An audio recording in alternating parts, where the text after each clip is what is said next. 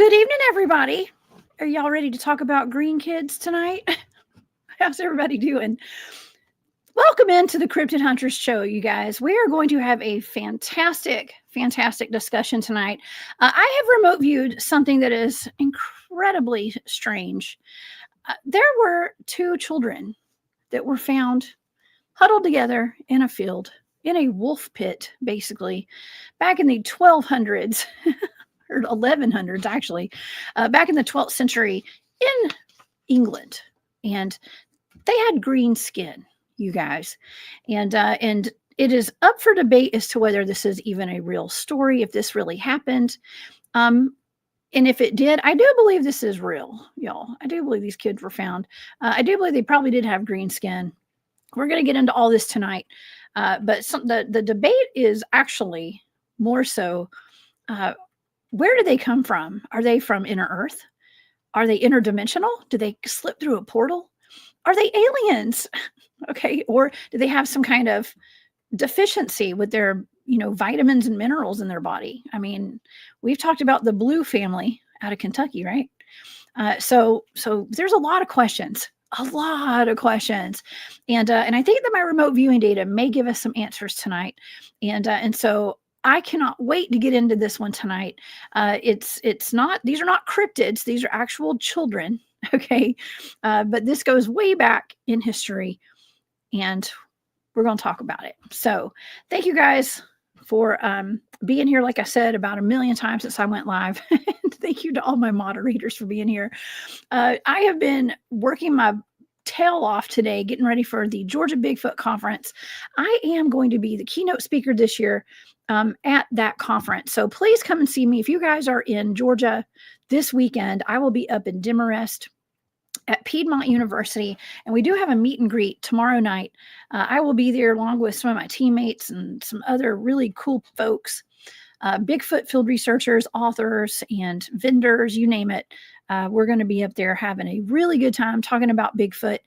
I'm almost finished. I'm pretty much finished with my presentation, y'all. I'm going to have a really good presentation to give.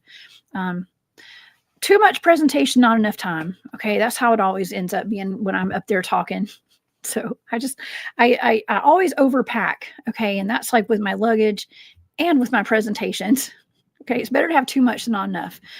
So anyways, we're going to be there all day on Saturday. So please come see me. If you guys want to get tickets to that, go to georgiabigfootconference.org or georgiabigfootconference.com. You can get tickets there. So please come see me. Okay. And also, if you guys would like to follow along with all of the remote viewing data for tonight, it's all in my Patreon. Shout out to all my Patreon members. Thank you guys so much for all of your support. The data is there tonight if you guys want to go check that out.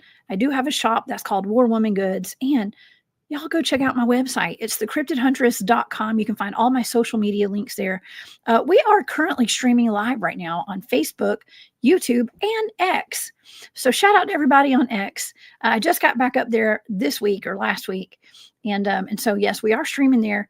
But YouTube's the big one. Okay, I have more people watching on YouTube than anywhere. So shout out to all y'all watching on YouTube. But all my links are there on my website. All right, so let's get to our show because I have our good friend, Dr. Dennis Carroll, here with me tonight. And there's so many different avenues as to like what these kids are, where they came from. One of them involves the Fae. Could they be fairies or even changelings or something, right? So of course, Dennis is my resident expert on so many different things. And he is here in the studio tonight. Okay, so let's go over what this is that we're going to be talking about tonight and what we are diving into as far as the green children of Woolpit. Okay. In the 12th century in rural English village, a young boy and his sister were found by reapers. Those are people that were plowing the time. The children had green skin and their clothes were made from unfamiliar materials, and their speech was unintelligible to the people there. They were taken in by a local farmer where they seemed to be starving, but they couldn't eat the food that they were being offered until I think weeks later after they were found. somebody brought in some fresh bean stalks. Kind of reminds me of Jack and the Beanstalk. Okay. But the kids devoured the beans from those bean stalks, and that is how they survived for the next several months. The boy became sick soon after they were found, and he died. And the little girl remained in good health. She eventually lost her green hue. Okay, her skin was not green forever. Now, was it a diet? I don't know. Like I said, we're going to get into this in just a minute. But the little boy did die. He was surviving off of beans. And I said that eventually, after several months, they were able, at least the little girl was able to start eating bread. And then she started eating a regular diet. I'm going to say human diet. Okay. Regional diet. Maybe that's a better way to say it. She started eating a regional diet, and her skin turned to like normal, like regular humans. The little girl gradually learned to speak English and was later married to a man in Norfolk. After she learned how to speak English, she relayed her story about her origin, saying that she and her brother came from a strange underground land that she called the land of Saint Martin. In it, there was no sun, but perpetual twilight. All the inhabitants of St. Martin's Land lived underground and were green, just like her and her brother. She explained that she and her brother had gone looking for their father's flock. I believe it was supposed to be cows, when they came upon a cave. They wandered through the darkness for a long time, following the sound of bells. They came out of the other side, entering into the bright sunlight, which they weren't used to, and they found it startling, and it blinded them basically. And that is when they were found by the farmers, the reapers is what they were called. And so I believe the story goes that they were blinded by the sunlight, but they were also perplexed by it. And so they weren't able to find their way back to that cave entrance. They don't know where they came from because they couldn't see, and they just never found it again. So this has remained a mystery for centuries, okay? But the story has been passed down in books, orally. It has just been passed down. And so some people claim they believe these children might have been the lost children of migrants that had moved into the area. Some say they were from inner Earth. Could they have been aliens from another planet? Were they interdimensional beings? Did they walk through a portal? Well, I was tasked with the coordinate remote viewing target of the green children of Woolpit, and I have some really strange data, some really fantastic data, actually. And we're going to talk about that tonight with our good friend, Dr. Dennis Carroll, who has decades of experience in the paranormal. He's my resident werewolf, okay? And he knows about all things paranormal and strange. And so please help me welcome to the show my good friend, Dr. Dennis Carroll, who you can find him on his YouTube channel, Hunting the Shadows. Welcome to the show, my good friend, Dennis. Hey. Good evening. Hey. How you doing, Dennis? All right. We're fixing to step out of cryptozoology and into high strangeness here, because this is very high strangeness stuff. And I'm just going to say this to get this out of the way right quick. They were definitely green. They weren't ripe, okay? They were green. They weren't ripe. And I think that when you go back, and I've studied this over the years, I've looked into this very deeply and a lot of research into it, because it is a fascinating case. And the interesting thing about it is I don't think they were a color green that was sort of like Lincoln green or Irish green kind of thing. I think they were very light colored green, the way they talked about them. And the interesting thing is that supposedly they took to beans and started eating beans. And by the way, if you ate nothing but beans, you would definitely turn green, I would think. You would be very toxic to the environment. I'll put it that way. Absolutely. And so that was really a bad, if they were suffering from some type of a, deficiency, that probably didn't help matters at all. That's the interesting part about it too. But there are a lot of, not a whole lot, but there are some very substantial histories on these two kids that go way back. One of them was written while the girl was still alive. And I found that very interesting. Like she went on to marry, and I think I don't know if she had. I think she had children too, but she went on to marry, and some of her descendants supposedly are still in that area. It would be interesting to do some DNA checking on that. If anybody, ever got a mind to do it, it might shed some light on this mystery.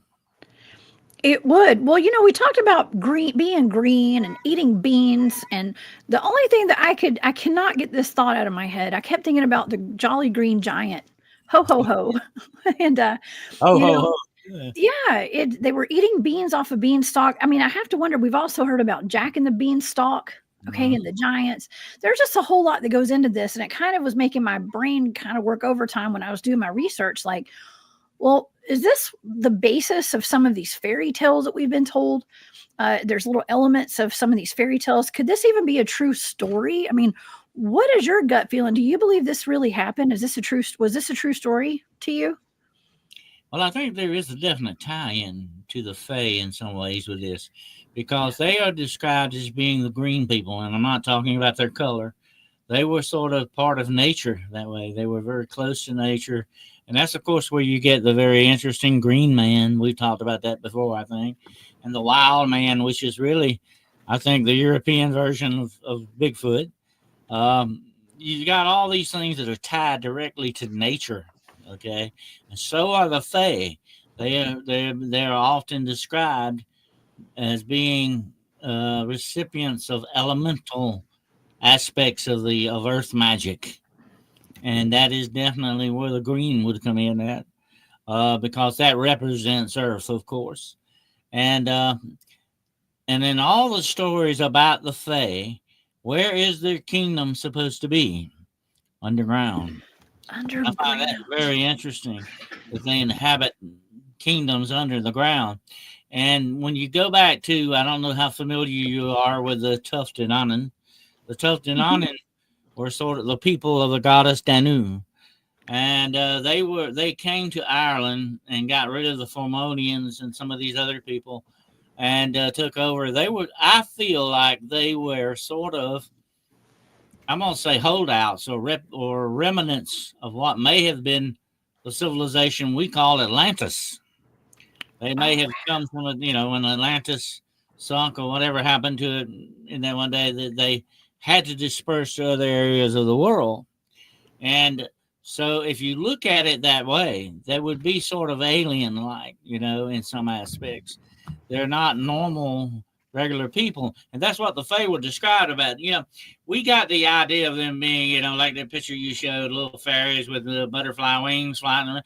They were never actually described. That's Walt Disney, okay? Tinkerbell. Walt Disney.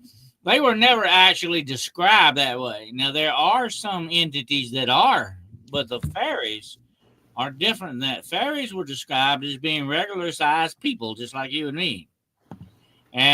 But they had powers that go beyond the normal human experience. They supposedly could do things that regular humans can do, and that includes use the glamour on people and all that stuff. But that's a tie-in. I think if you were going to tie in something like the green children, that would be, to me, a definite marker, put it that way, to some of Mhm. this. Oh yeah. There's a lot of connections that I was making as I was doing my research today on all this, and including Shrek. Okay, even Shrek, the ogres. Mm. Okay, ogres are green as well, and I'm not sure. I think they live in the bog, in the swamp, from what I can remember. But even mountain giants as well, mountain giants and ogres. Um, Ogres, yeah. I don't know if they have a tie to the Fae as well. I mean, they're ogres. I think they'd be different, right? Or They are are, they? they are considered Okay, part of the Fae. Okay, the Fae, okay, it's sort of what we call supernatural. They call Fae. Okay, that's basically what that term means, and they can be part of that. The trolls, the ogres, the goblins. The list goes on and on. The leprechauns. Leprechauns were not fairies, by the way, in that respect. They are a different thing, a race altogether. And like you got the brownies, you got the sprites, and sprites, by the way, were often described with wings, supposedly, like the one picture you had up earlier. So The interesting thing is, these are different types of beings, supernatural beings, but they all have that power. They have that supernatural power, that glamour thing. And here's the interesting thing I always find fascinating about the Fae. Okay, you can do nothing but a show, one whole show on that. Okay, because it is very them, or they take you with them where they go. Time is relative to these guys. You may spend one day with them and come back, and you've been gone 100 years. What's going on with that? They're like a different, kind of being that's out of space and time. In that, yeah. Oh, well, that would actually make sense and correlate to these children. Actually, it seemed as though they were very. First of all, they were very misplaced, very displaced, misplaced. Uh, they didn't really fit in, and but they looked very human. And I would think that if they were, I personally would think if they were fairies or the fae, they would have had some kind of magical ability to get out of there. Okay. And so because of that thought that I had, I was like, well, maybe they were what we would consider to be like changelings. Remember, you and I did a show on changelings a long time ago. Could there have been a connection to that? Maybe. I don't know. What do you think? Well, I think, the changing thing, I remember we did a show on that one time. It's a fascinating We thing did. as well. It's sort of a replacement kind of a thing. And this doesn't sound like a replacement to me. They sound like that since they were using another language. They had strange clothing on. They were from some other place, definitely. And these people could see that not just because of their skin color, but because of what they looked like. That they were, definitely foreigners of some sort from somewhere else. Well, we would call aliens, but not aliens from outer space, kind of thing. Right. But they were definitely aliens in that respect. But the interesting thing is, changelings are Not usually those. just, replacements, sickly kind of replacements for what, they steal your child, they take your Mhm. son or your daughter and replace it with something that is very sickly, that usually eventually or very quickly dies on you. That's just the way they operate with changelings. I don't look at these as changelings to that extent, but that is interesting time. But uh, you have to wonder. These children told that they were lost and they wandered off somewhere. They wandered away from where they were supposed to be. It sounds as if they were like maybe you know lost from fairyland or someplace like that. That Mhm.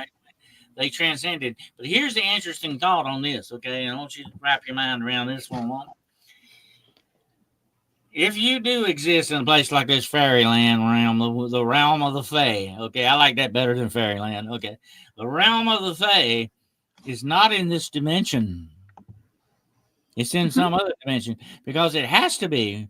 Because if you spend one day with them and you've been gone 100 years, you're not in the same dimension with us anymore. Okay, Mhm.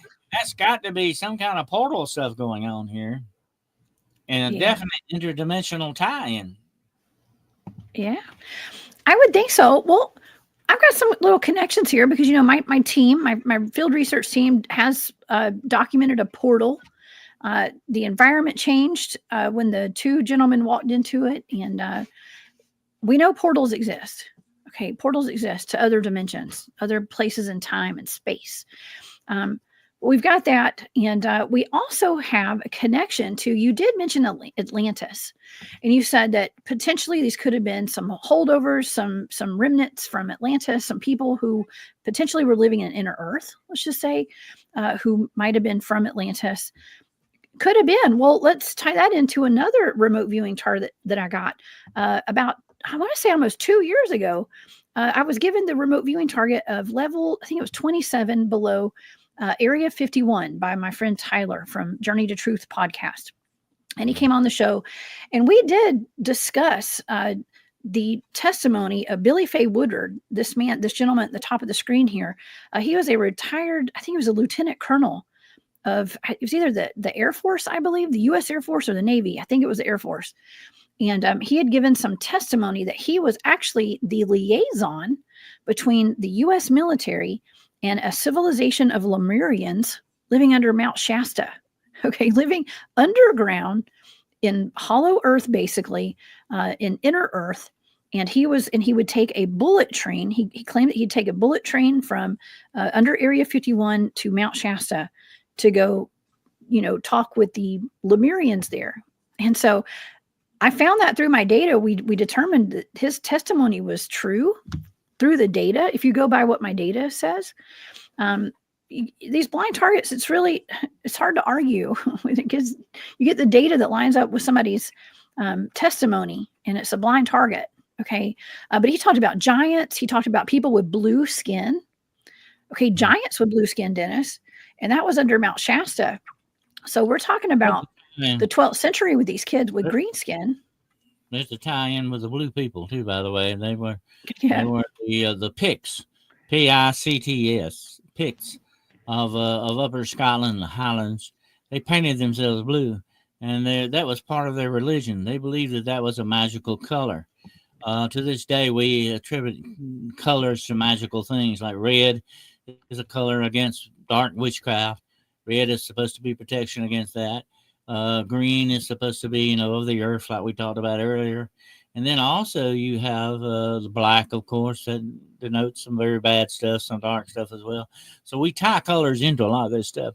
But here's the interesting thing I want to mention about portals, okay? And this is supposed to be a well-known tie-in by that. Supposedly, when you were taken by the Fae and you live with them, when you come back, and a lot of people, most people never came back from that, okay, but some came back supposedly. And those people, here's the interesting thing: if they went through portals and other dimensions, it is always stated that when they come back, they never lived very long after that. It was almost as if it took some kind of a health toll on these people to go through this experience. And that's interesting, I think. Well, both of the gentlemen, dear friends of mine who are like family, who went into the portal out in the field, have both passed away. And we do have I'm just going to speak for myself. I have my suspicions that it had to do with the radiation when they went into that portal. I think it might have had something to do with that. Well, I have read several accounts where people have supposedly talked with alien species about this, and they always mention the fact it's kind of a connection with that, and that is that space travel or interdimensional travel comes with a price to it. It's maybe it's some kind of health fallout thing or whatever it is. In other words, it kind of shortens your life to a certain extent. If you utilize these portals or different interdimensional things that you're doing, it takes a toll on you, supposedly. And so that's why they said you had to be an extraordinary person to do this. You couldn't be just a regular human being and endure this after a while. It's going to take a toll on you eventually. But let me say this, and I know this is a different discussion from what we're doing, but that goes with dark magic the same way. Whenever you change reality in that respect, bad things happen usually, and they're not good things, especially to you health wise and bodily, physically wise, not just spiritually but physically as well. It takes a toll on you. And I have been in certain instances where I think my health was affected by certain experiences I've had. I won't go into that tonight, but I think it does take that toll on you. And and here's another thing that's been stipulated about these green children. If they went through something like that, it could have affected their memories as well, their ability to communicate to a certain extent. Maybe they couldn't remember until they got older. Memories started coming back, and they remembered, and they could communicate with people and tell them what happened, But they were just lost. They were little children lost, supposedly, in a different place altogether, or what we call misplaced people. And there's been a lot of stories over the years of these misplaced people. That's another fascinating show for another time, too. There have been people that swear that they have gone and lived in the future for 20 or 30 years and come back to their time. I know some of those guys. I've had them on the channel. Tony Rodriguez is one of those, and Daryl James is another. And they claim to have been part of the secret space program. And did the 20 and backs is what they call it. And were put back into their child bodies after they had lived 20 years into adulthood and even gotten married and all sorts of stuff. And imagine that. And then you live in this life when you've gone off planet and you've spent at least 20 years growing up, and then you wake up out of the blue, you're a kid again at home where you left off 20 years ago. That's got to be just the ultimate high strangeness right there. Super weird. But yeah. I've talked to plenty of people that have experienced that kind of stuff. And when you start fooling around with time and space and dimensions, weird high strangeness is definitely going to happen. Absolutely. Things are not weird that way. And there are some people who claim to have come from the future to the past to warn us about things or tell us about certain things. That's another thing. We call these misplaced people. They're here and they're not supposed to be here in certain areas. And that's what these children look like, very much like. The foreign language, the different clothes, the different skin texture type thing going on, the whole works. It's almost as if you took these children out of somewhere, their own environment, and put them here. And that's what it sounds like happened with these. But where did they come from? Why is human history filled with stories of civilizations underground? That's right. There's a reason for that. Every culture talks about this. Even the Navajo talk about the ant people. The list goes on and on and on. We can sit here for hours and talk about this because it is very prevalent in a lot of cultures worldwide. And definitely there is got to be some kind there's got to be some fire to the smoke. Absolutely. There is, and we'll get into what the little girl said. And she was a woman by the time she talked about this. But Caleb J., thank you for being a member of the Hunt Club again. It's good to have you back. It's good to see you here. Thank you for being here tonight. So when she got older, the little girl got older, her brother passed away quite early after they got up to England. Okay. And were found in that field. But she lived to be an adult and got married. Like you said, Dennis, she probably had kids and everything. But when she learned English, she was able to start communicating with people, and she started to tell her story. And according to what she said, that she came from an entire civilization of people just like her and her brother who had green skin. And Gerald from Midwest Night Watchers had a great point. He said, if you live underground, you're not getting access to the sun, let's just say, but when you live underground, your skin is going to be different. A lot of animals that we see, fish even, that are in the deep sea oceans, they're albinos or white.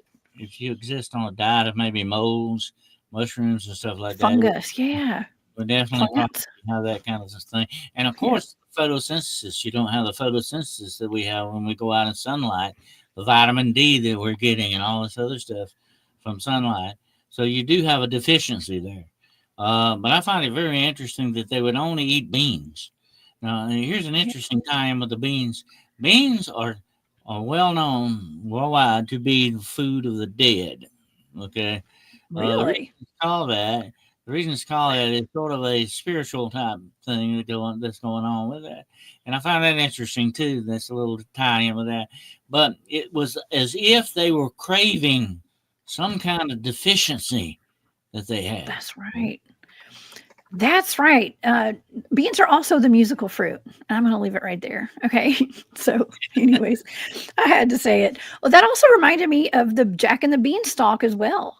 Okay. The beanstalks and the green man and the green giant and then the green kids. I just was thinking, well, maybe there's a connection there. I'm all about connecting the dots, but maybe there's no connection. Maybe I'm reaching a little bit. But it is interesting. And it's almost like, when I was younger, especially when I was in college, I like to have a drink with my rugby team. Okay. At night, occasionally we'd go out on the weekends, and the next day I would always be craving something really greasy when I'd wake up the next morning, and like a greasy hamburger or something. It was like my body was craving that. It was like I had gotten deficient in something and I needed that fat or something. I don't know what it is. But yeah, you crave things when your body is deficient. The pregnant women too, Pregnant. When I was pregnant, I craved Chick-fil-A. Okay. And it was back when it was CHIK in my reality, Chick-fil-A. Okay. I'll never let that one go. Mandela effects. Okay. But yeah, I did. I was just telling somebody about that the other day that I had Chick-fil-A every day when I was 9 months pregnant. I never skipped a day and I never told a soul. It was my little secret. And I was surprised my son didn't come out as a spicy chicken sandwich, actually. But anyways, I digress. But yeah, that's why my son's so spicy today, I guess. I don't know. But yeah, you're right. We crave things. Maybe that's why pregnant women crave pickles too. Okay, not saying these kids crave pickles. They are green. But yeah, it just makes you wonder. That is really odd. I mean, and the fact that the little girl said, she was grown by the time she could speak English. She said that they were herding their father's herd of. I read somewhere it was cattle. I was thinking sheep. The first time I found this story, I thought it was like sheep, but I think it was cattle, is what she said. So, I mean, they must have a carnivorous diet, I would think, too. It sounded as though they were eating similar things as to what we were eating here, or what they would eat back then in the 12th century, I would think. But she also said there wasn't sun. There was just a constant twilight. That's weird. But that would be like a hollow earth thing, right, Dennis?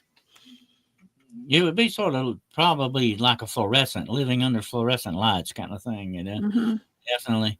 And one more tie-in I was thinking about when you were talking about that. Here's an interesting thing you got to think about.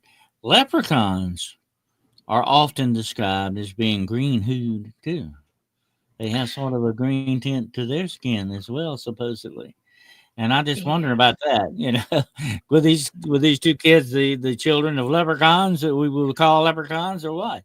And I don't mean tree leprechauns. By the way, the tree leprechaun is one of the leprechauns that everybody were seeing in trees a few years back. I can see him and he's up in the tree.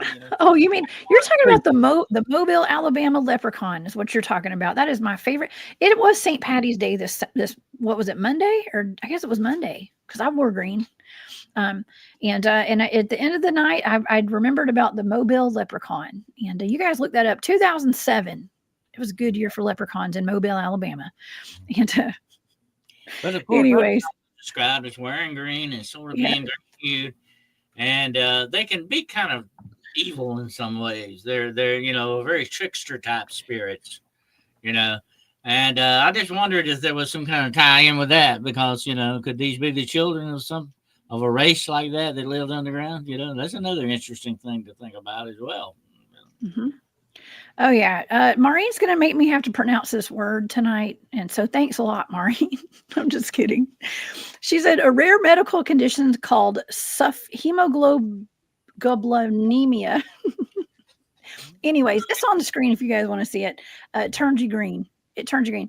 I have trouble pronouncing my own name sometimes. Okay, but yeah, there is a problem. I don't know what we call this. It's a condition. It's a condition that turns you green. And I've had friends. I had one friend who passed away this past year who had liver failure, and her skin had turned completely yellow.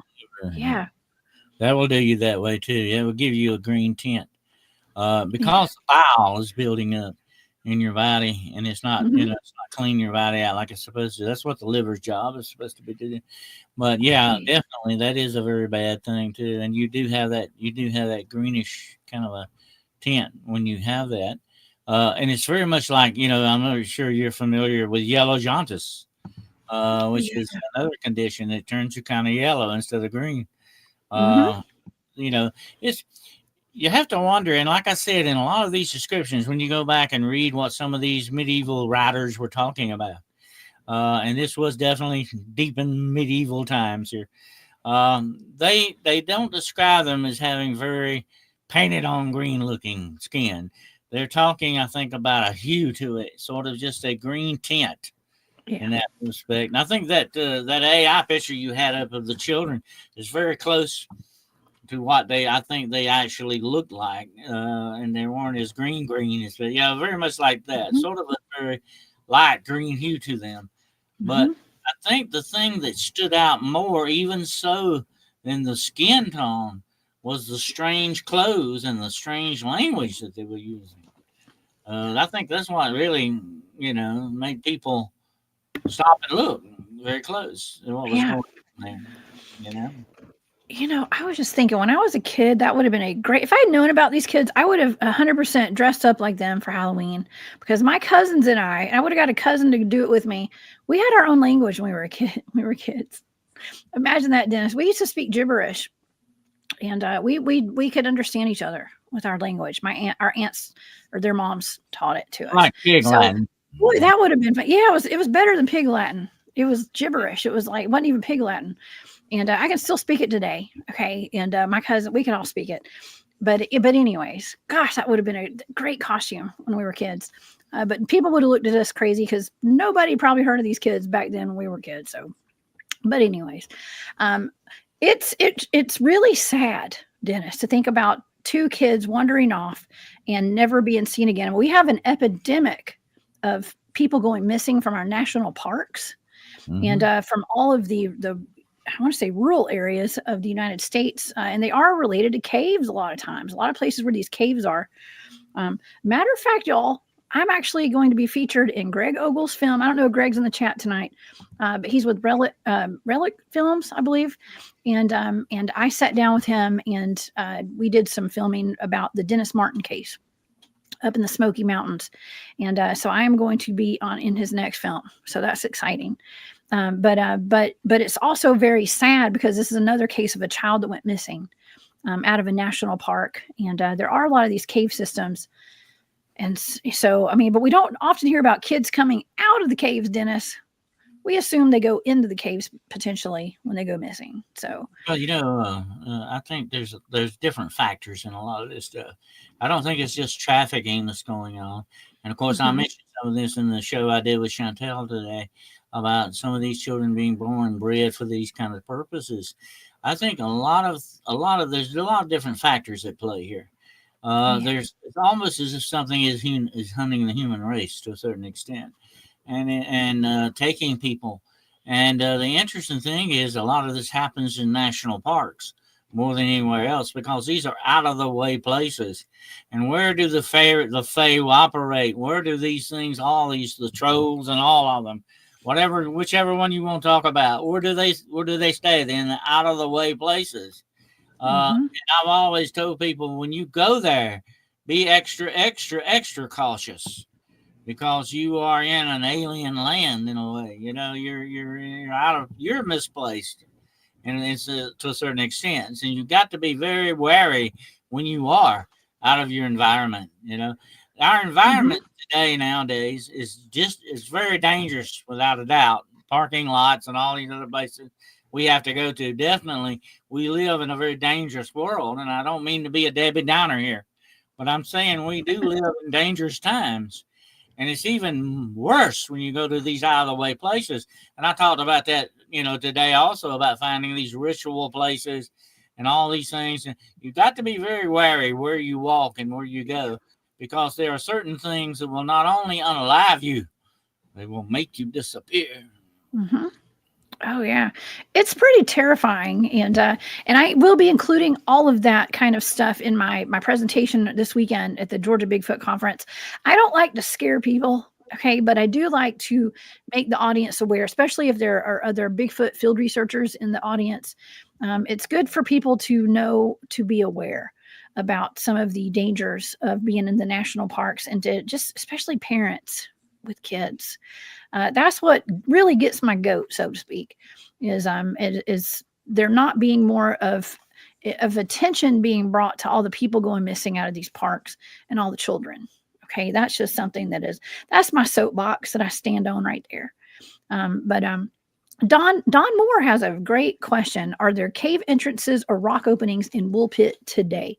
I think I do have a picture here of some of the ruins of near Woolpit. And I think what it originally sounded like, or what Woolpit is, that were actually wolf pits, right, Dennis? Are you familiar with that? Where they dug trenches to trap the wolves that would come near their homes. The wool pits stand for wolf. They were pits dug to trap wolves with, actually.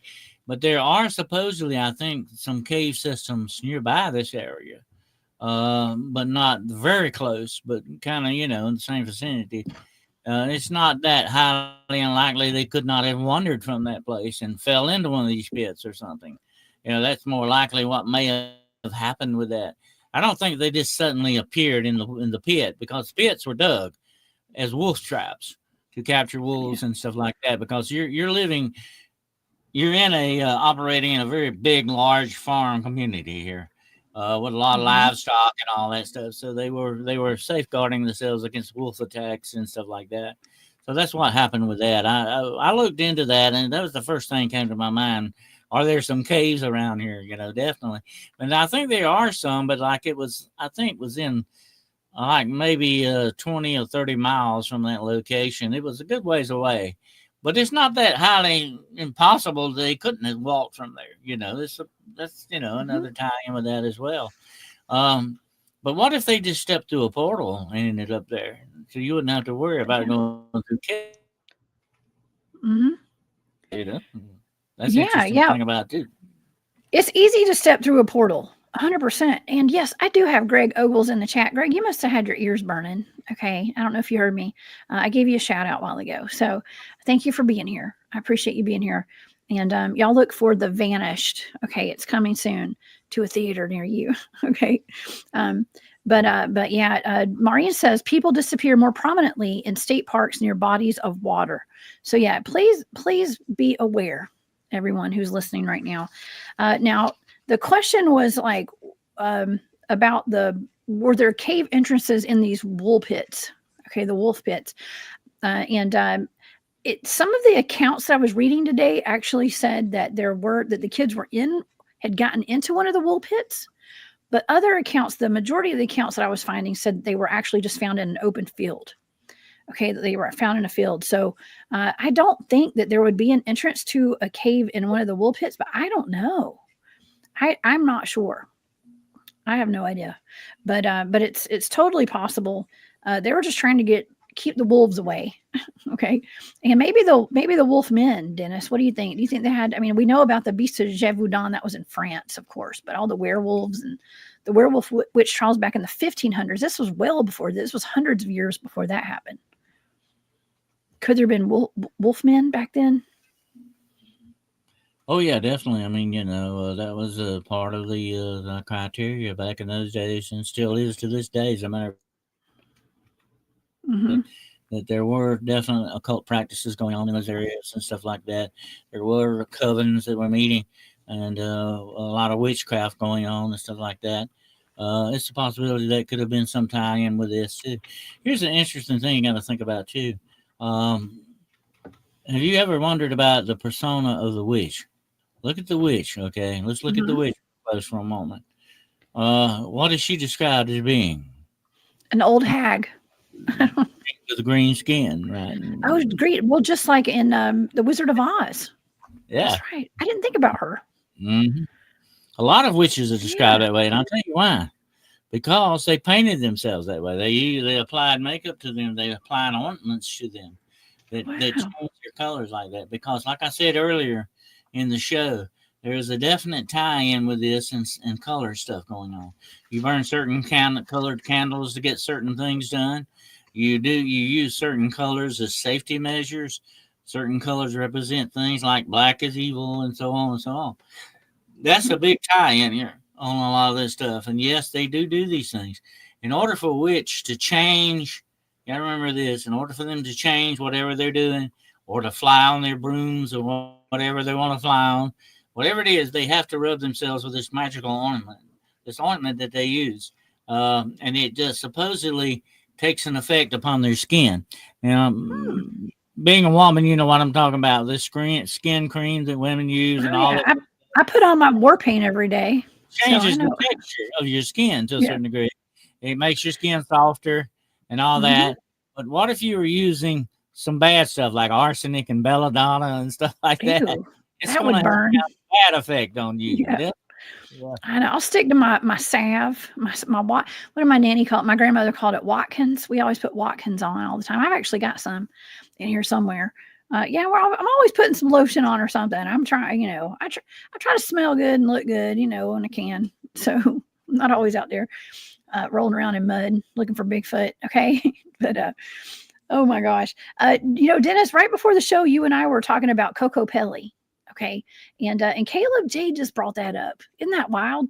Kokopelli or Cocoa Bill is where the Pied Piper legend gets its roots. They will take the children using music as a weapon.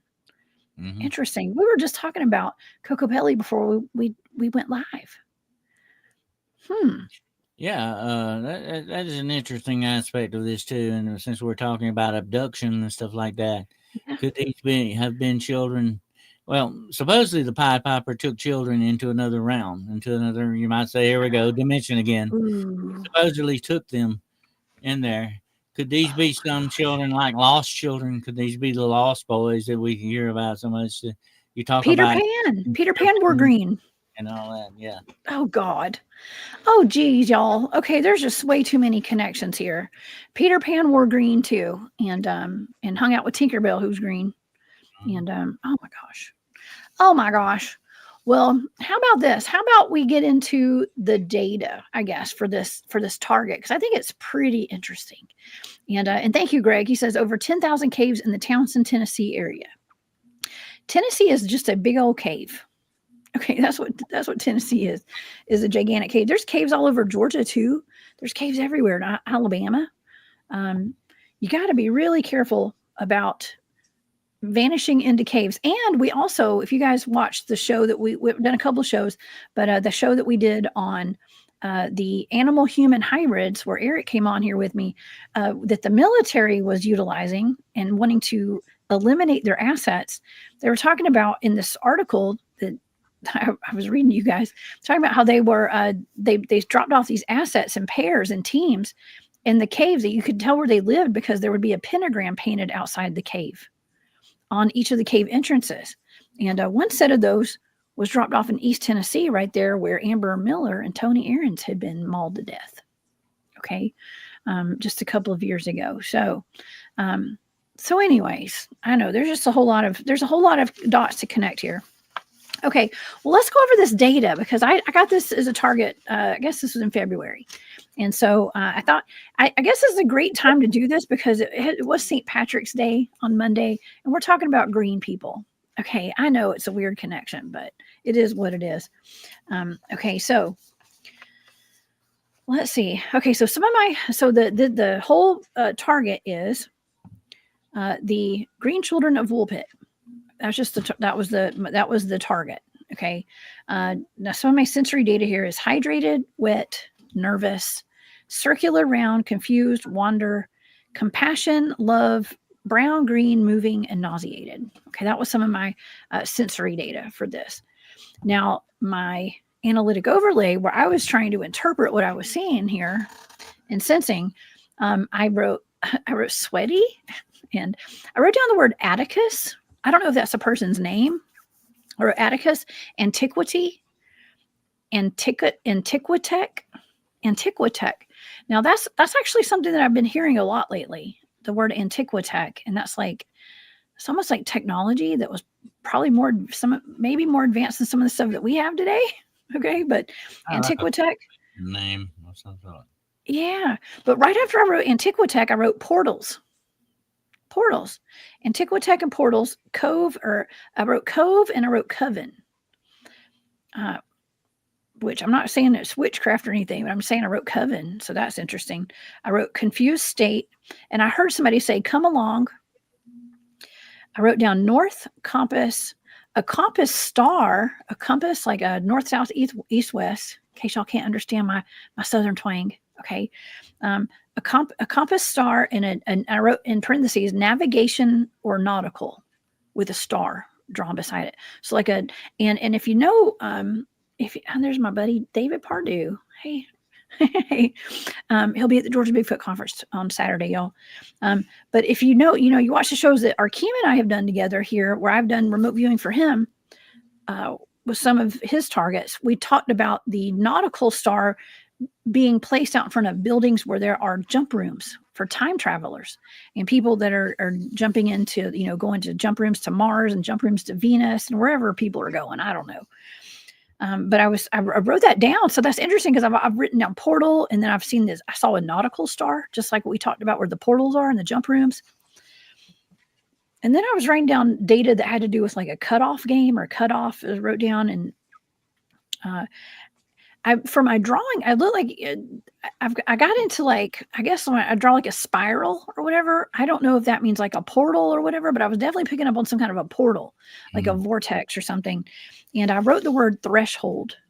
Thresholds. That's like a doorway. Okay. No, that's so Which is interesting. So that's my first page of data. That's my first, second, and third stages of data right there. And Dennis, so far, what do you think about that? Because to me, it sounds like they may have stepped into a portal. That's what it sounds like. It sounds very much like that. And by the way, since you mentioned these junk rooms, there's supposed to be buildings. I've heard of some that's supposed to be downtown Los Angeles that are bigger on the inside than they are on the outside. Really? So what we're saying here is they're sort of like thresholds for portals or doorways to other dimensions. They have different spaces on the inside than they do on the outside. There's definitely some kind of dimensional thing going on. Mm-hmm. There is. I know this reality is not what we think it is, y'all. Okay. So, for some of my data for my stage 4, I wrote discovered, and that was my sensory data, and my analytic overlay for that was threshold, and I heard on the brink, and then I was picking up on German data. So I wrote Germany, and DUMS, deep underground military base. So I was picking up on like a German vibe with like something. So it doesn't have to be military. I just wrote DUMS because that's what I thought I was seeing. I wrote underground. I wrote DUMS and I wrote underground. And what I was seeing in my sensory data was deep under dark, a natural environment is what I wrote down, with rocks, dirt, and bats. I was literally seeing, I wrote down bat. I wrote a flying animal, not to be specific, in my sensory data. And then I wrote bats. Bats in a cave. I literally wrote bats in a cave, bat cave. So I was definitely underground in a natural rocky environment, and I was picking up on cave dwelling bats. Okay. But I wrote something that was very large. So after I wrote cave, I wrote large, vast, wide open. And then I heard flying leap. Okay. That was one of the next things that I heard, but I also was picking up on stuff where like it was scary, and so I was unsure about what I was seeing and what I was experiencing. So I wrote that down, but I heard flying leap. Okay. So the next page I got, this is more stage 4 data. Uh-huh. I got something to tell you about the flying leap here. When you tell me, what is it? Wow. Okay. I just did some research the other day on a Welsh cryptid called the flying leaper. And what this thing is something like a very large frog with wings. And it is supposedly seen parts of Wales and England. Well, that's where we're at right now. That's where this target is. That's where those kids were. Interesting. See how we connect the dots? This leaper, by the way, lives supposedly in caves and ponds and places like that, underground. Wow. Oh my gosh, that's wild. Okay. Well, let's keep going because I got more. Okay. I've got another page of data here with stage 4. And I was hearing, or picking up on something that was very controlling and hidden and controlled. And I wrote controlled narrative, and hidden truth, hidden secrets, and something about something paved the way, because I heard a voice say paved the way.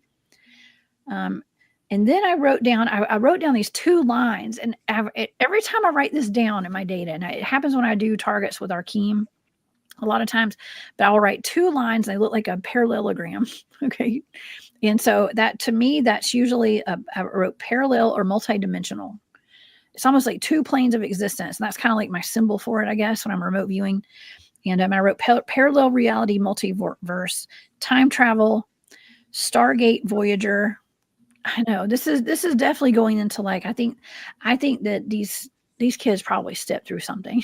It's like a portal or something, because I was picking up on that. And I wrote something that was natural. What is that? Over. Okay. So I wrote down a natural, something that was non-linear, like a non-linear timeline. And basically I was picking up on like timelines overlapping. And that's kind of one way that I know Daryl, one of my teammates, like he'll describe like the meadow where we do some of our research, and he'll say, oh, it's like dimensions overlap right here. It's like everything just kind of crosses. there is a theory, Jessica, and I'll stop right here for just a moment. Okay. I don't mean to interrupt you, but there is a theory that two timelines, when they bump together or cross, that is what creates portals naturally. Mm, I think that's what happened. I think that's what happened. I think these kids got spit out through into a whole new timeline, a whole new dimension, I guess. I mean, Uh, that's what the data says. This is just data. So I don't know. It's just data connected to that target. So there's a whole lot of time travel and portal stuff going on here. So, and underground stuff that's underground. So, but of course, to me, in my mind, I'm thinking I wrote down deep underground military base or something. But see, they didn't have deep underground military bases back then, not that we know of. I don't know. Maybe they did. But I was picking up on. I wrote German and Germans, but it could have been anywhere. But that's just kind of what I was picking up on. It was definitely in Europe, so that was good, I guess. I was close to the target there, but still, multidimensional and parallel reality, multiverse. Okay, I don't think that these kids were just migrant children that got lost, unless they migrated from a parallel reality. That's what I I think. think too. I go along completely with what you're saying here because I think that's Mhm. definitely maybe the true answer to this. And I'm sitting here thinking, I wish they would have described the clothing that they found on these children. Yeah. They never did go into detail on that. Unfortunately, there's a lot of detail missing here, and that is frustrating. But did you get any kind of thing? Do you get any kind of a pickup on the clothing maybe that they had on? Or I mean, I could go back and kind of look, but I don't think so. I don't see anything about clothing in here. It would be cool to do a target just on their clothing, man. That would be really cool to find out what that was about because they said that it wasn't a fabric that they it recognized. might be a clue, definitely. Yeah, yeah. This it's not the first time I've heard of this happening though. It seems like there was something else, another target that I did not too long ago, where that was one of the elements of it was like, well, their clothing wasn't recognized. I can't remember what target that was, but anyways, yeah. There's just a lot of misplaced people. Oh, I know what it was. It was the Teasel Princess. The Teasel Princess, that alleged 800 million year old woman that was found in Russia in that coal mine. And her sarcophagus was covered in coal. So they dated it 800 million years old. But she was in like a stasis chamber, kind of with liquid in it. And her body had been perfectly preserved and the fabric of her dress was something that could not be identified. Well, It was these would something be that was they didn't know what it was. something that comes from another civilization or something like that. Just definitely going to be foreign clothing or whatever. I mean, if I were to come from the future, I'm going to be wearing the clothes of the future. Yeah. Basically, that's what happens. And you have to wonder about a lot of this stuff. And how many times have we on this planet seen civilizations rise and fall? That we don't even know about. And when you talk about something 800 million years old, that's old, okay? That's getting kind of old, definitely. And, something that old could be lost to memory completely. It reminds me of a passage, I think, in the Bible where it says, if you think that anything is of old, no, I mean, if it's something new, it is of olden time, which was before. It's almost as if we have lost memory on a lot Mhm. of these things to a certain extent. Oh yeah. And Well, it's been when you covered when you up. look at misplaced people like that, Mhm. you're supposed to wonder. It does. It does. We've just had a lot of cover ups, and that we are all discovering now. I mean, I was just hearing that there's been a discovery under the Great Pyramid of Giza. I have remote viewed that twice, y'all. Twice. I was digging through my remote viewing folder. I have a lot of targets, like hundreds of targets that I've done. I I had see. remote viewed it. I So, sent you a reel the other day where President Trump is talking about containment areas in some place. He said he didn't know what they were there for. They were not entertainment areas. What were they? What were these uh-oh. containment areas for, or what were they going to be utilized In for? here, the US? That's Oh, weird. Probably for camps. Probably was re-education camps and stuff. Probably, or maybe they were for cryptids. I don't know. I did a target for Barry that was a cryptid containment facility, which was kind of cool. Colleen, hey Colleen has a really interesting comment here. Re-indigenizing Minds pointed out a YouTuber following an ancient path after seeing a spiral on a rock. He went under some rocks and he could see himself ahead of himself through the portal the rocks made. My goodness. Yeah, we got to really pay attention to things that we see in nature. And you would be a sort of a paradox in time to a certain extent. You might run into yourself coming in or leaving. That would be very interesting too, wouldn't it? It would be an interesting situation. But if you could talk with yourself, what would you tell yourself? Okay, that would be an interesting conversation too. But, I've heard my own voice, Dennis, and I said time travel. Yeah. So there you go. You have that paradox supposedly in time travel. And you're not supposed to exist in the same place at the same time.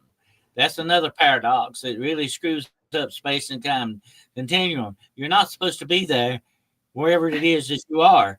As I think Doctor Who used to say, we used to watch Doctor Who a lot. He used to say, wherever you go, there you are. Here I am. That's right. Mm-hmm. It's really odd. And that's why it took me at least a couple of weeks to figure out that was my voice that I heard in the woods that night. Cowie Snyder, what's up? I think this is Greg. What's up?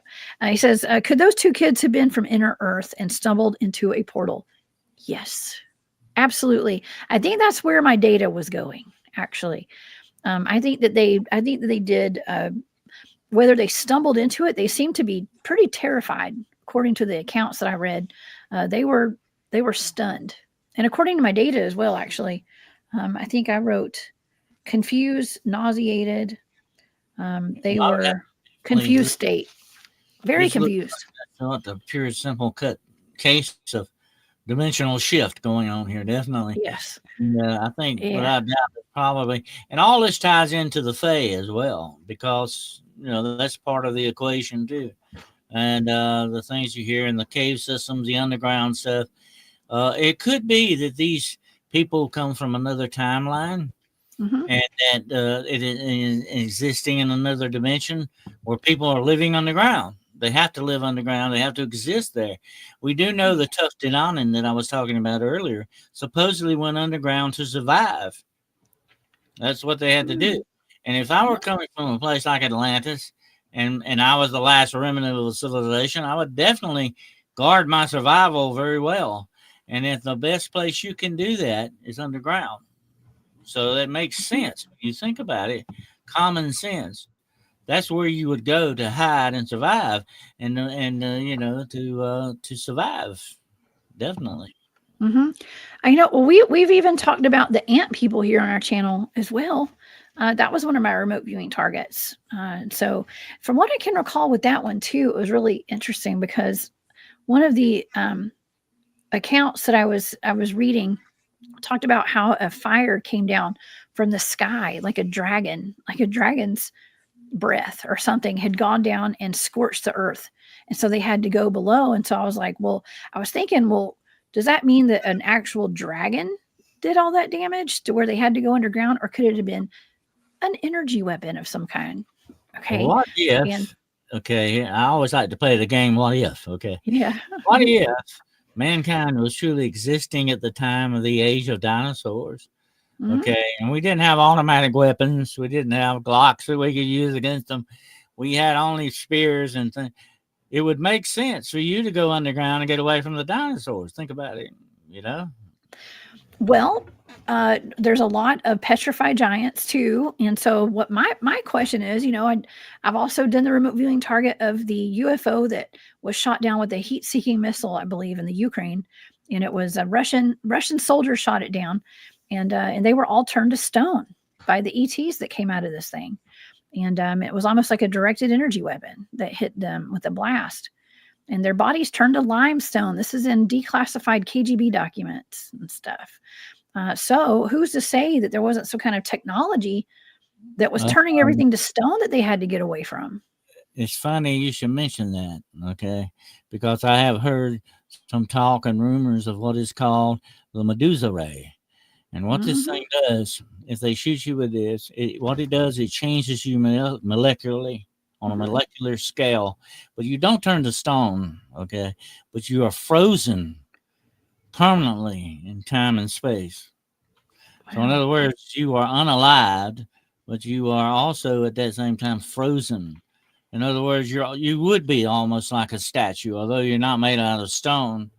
You would cease to exist and live as a person. This is what the Mhm. Medusa ray supposedly will do to you.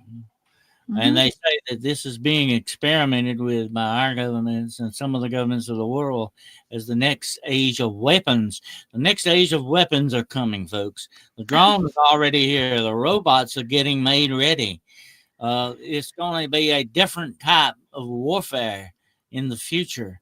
But here's the bad thing about it. This warfare may wipe us out for sure this time if we're not careful.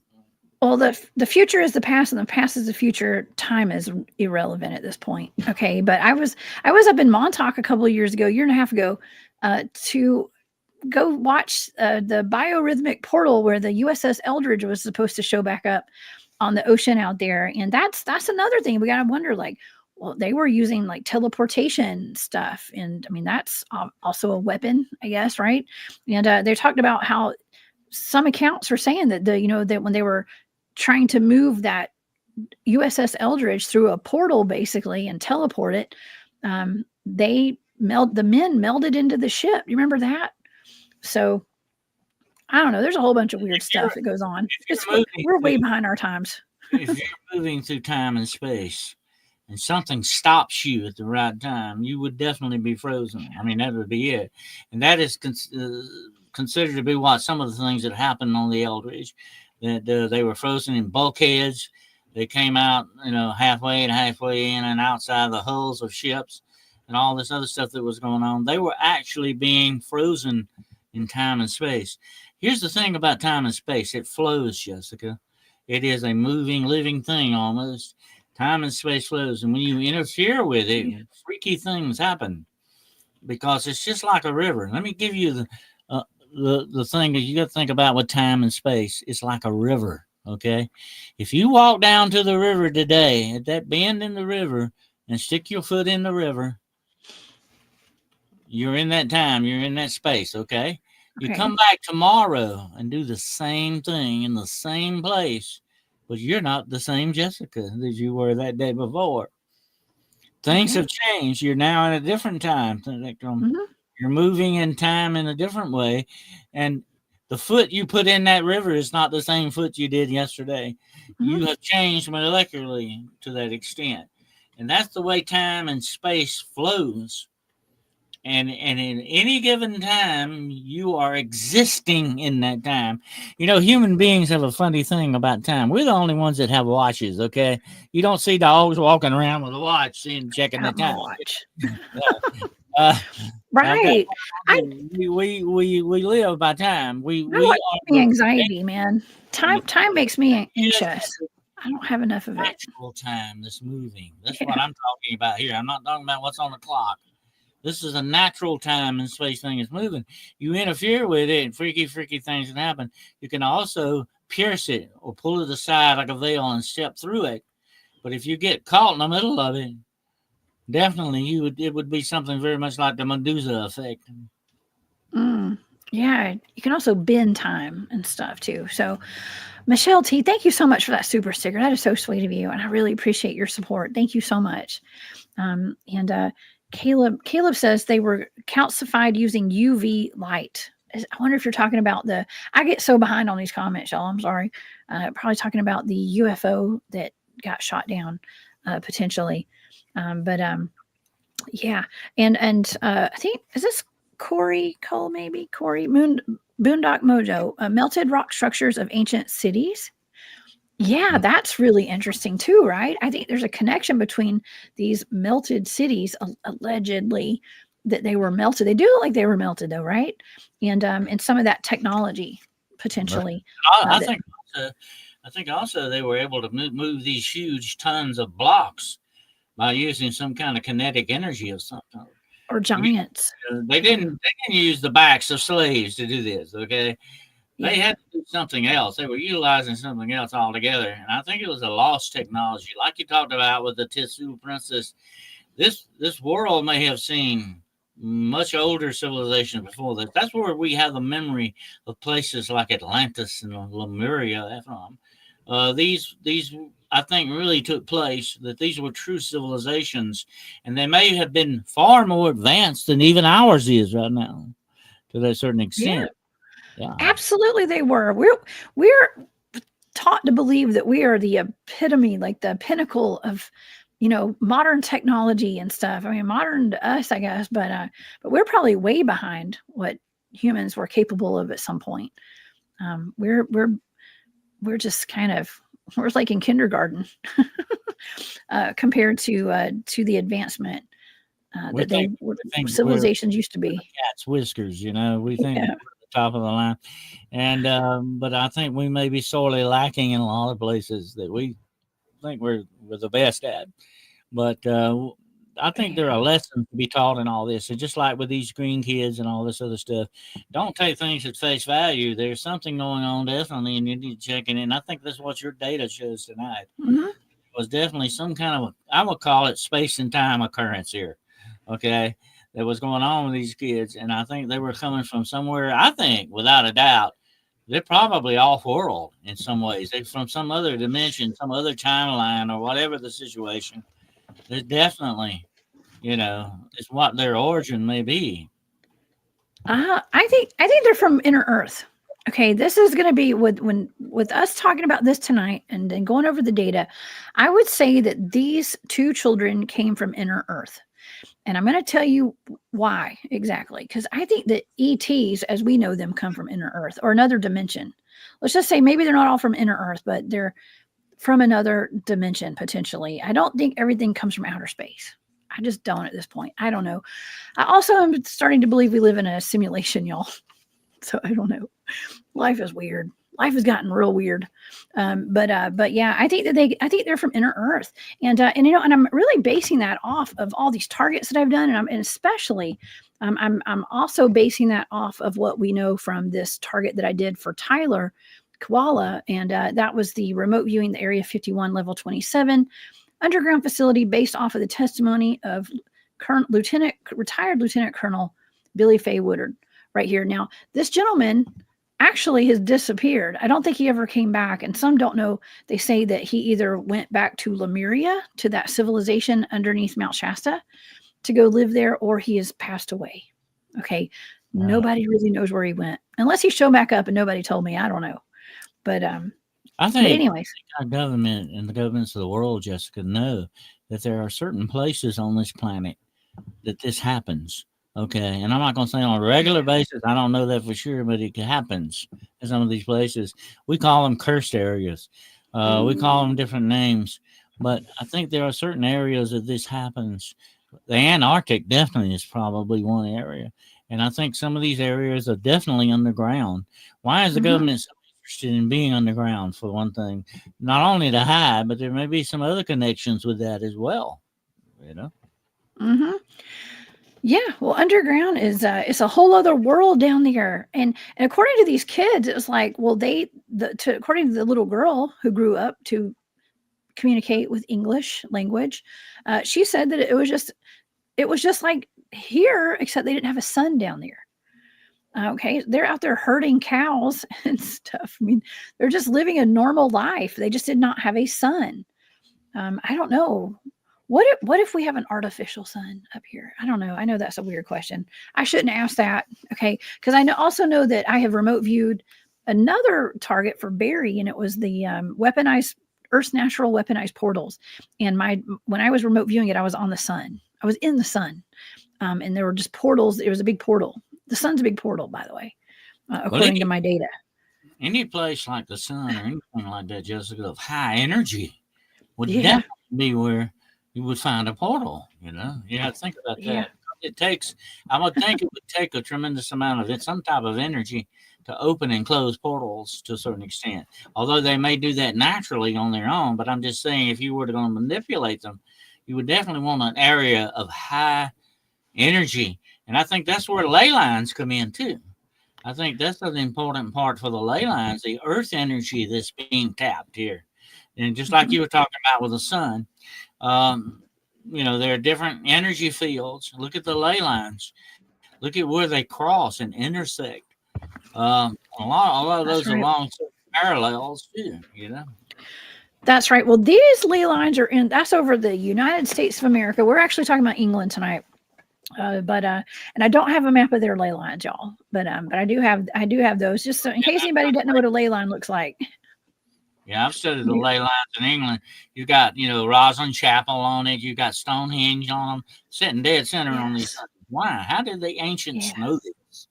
They didn't have a ley line map like that. They couldn't sit down and plot it out. They didn't even have maps like we have. They felt this energy. They knew how to tap into this energy. They knew this energy was there. And like I've talked Yeah. about, the earth that we're sitting on right now is a living thing.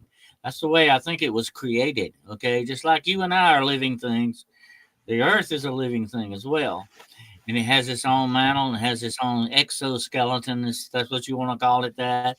Whatever the situation, it is a living thing. And just like you and I produce energy, and we don't have to eat beans to do it, okay? You're trying to eat beans, Produce the energy. musical fruit. Just kidding. All right. So does the earth. Okay. And the earth has extreme energy. Look at lightning. That's where it comes from. It doesn't come from the clouds. It doesn't come from outer space. It comes from the earth itself. Mm. hmm Mhm. The earth is alive, Mother Gaia, right? The desolate one, thank you very much. That is very sweet. Says, I'm on the money. That you sense what I've spent years studying. Okay, so you've been studying this for a while. I'll be darned. That's really cool. Very cool. Yeah, that's why I really like remote viewing. It's a lot of fun. It's my favorite hobby, y'all. And I think that we get some pretty good data out of all this. Okay, we get some good data, and maybe we can answer some questions. I just think it's really great to not that I like I how it's the we end all be all, but it's something, y'all. Okay. I like how we can collaborate your data. That's hmm always interesting. That shows you that Yes. you hit your target. Definitely. Yeah.